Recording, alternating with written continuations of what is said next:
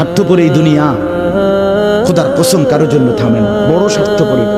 হ্যাঁ, যেদিন বাপের জানাজা পড়ে, যেদিন বাপের লাশ কবরে দাফন করে, সেদিনও বংশধর সন্তান ছেলে মেয়ে ঘন্টাখানিক 2-4 ঘন্টা কাইন্দা কাটটা হইলো, রাতের বেলা ঠিকই ভাত খায়। হ্যাঁ, পাশের ঘর থেকে খানা আনে, বাবারা ঠিকই খায়। স্বার্থপর দুনিয়া, থামে না রে ভাই, থামে না দুনিয়া। ওই জন্য আমাদের কারোর জন্য থামবে না। তুমি আমি মরে গেলে শেষ। আবারও বলছি কথা, আমি মরে গেলে এরপরে পৃথিবী যত আধুনিকে হোক না কেন, আমার কি কথা বুঝছেন?